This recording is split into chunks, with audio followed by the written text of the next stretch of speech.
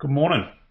Today is Thursday and it's long run day. The plan today is to do 11 miles, working off of 2 weeks ago where I did 10 miles, doing a mile every 2 weeks just to build up to half marathon distance for the Great North Run.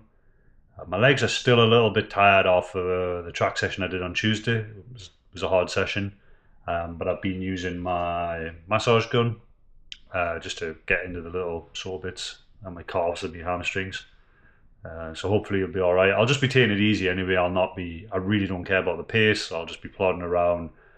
Time on feet is the goal, just to make sure that, when I get to Great North Run, I'll be all right and I'll have the energy in my legs to be able to complete it without cramping up. A few years ago, that used to always be my problem, getting the distances.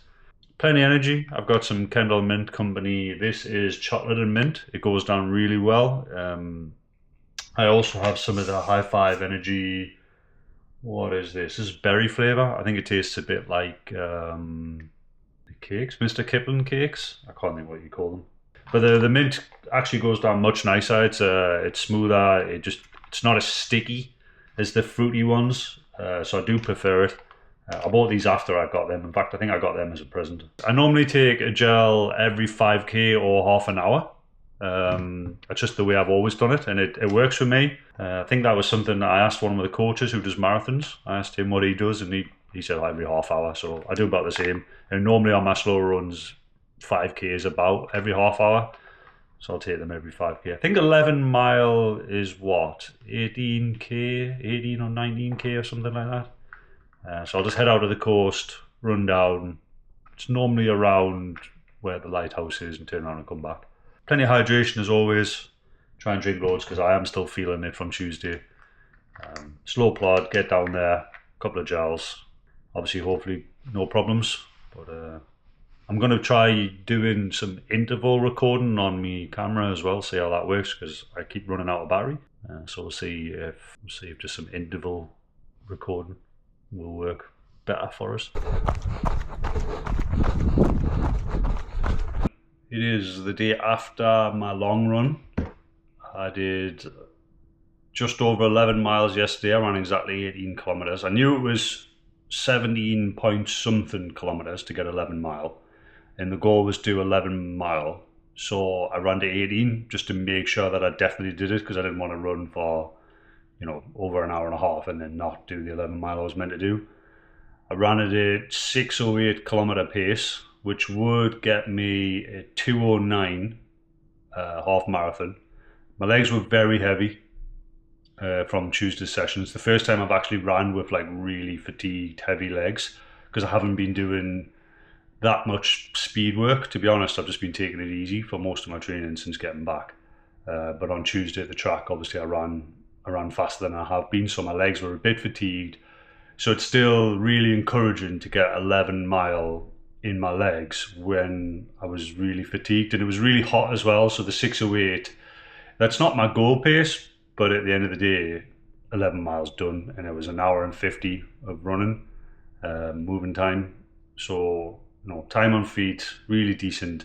The goal kind of at the Great North Run is to get 2 hours, so I'd have to run like nearly 30 seconds a kilometre faster than that, which I'm not sure is even possible.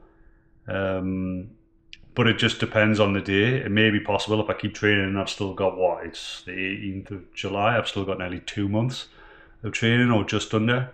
But to be honest, the goal will just be to finish the Great North Run. I don't really care.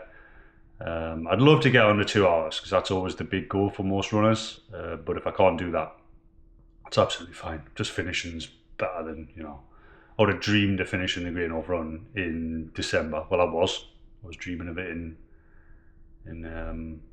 when I was in hospital.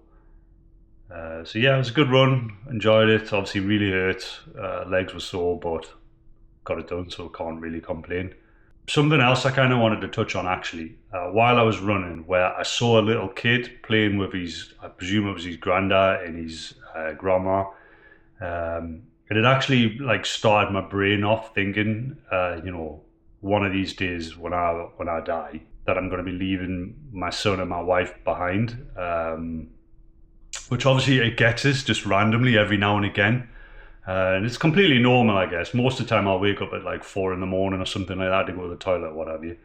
And my brain will just start ticking over, thinking about, like one of these days I'm going to be losing all my loved ones, and they're going to have to deal with that loss and power on without us.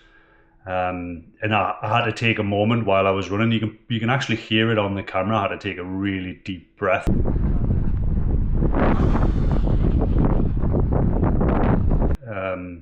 It's hard to stop thinking about it, obviously, because it's constantly in your mind. But just gotta power on. But I definitely had a moment in the middle of that run, and it happens often. I was walking the dog not long ago, and the same sort of thing. I was like, I'm gonna miss this. Well, obviously, I'm not gonna miss it. I'll be dead. But it's something that I'm not obviously looking forward to. But I've been given, in my prognosis, with my type of cancer, which is an astrocytoma grade 2, and where it is, the average treatment time is 10 years. Now, I haven't started treatment yet, and I did ask whether the 10 years started from when the treatment started or when I had surgery. And to be honest, they just don't know. They don't have that kind of information, because the information they've been storing from all the different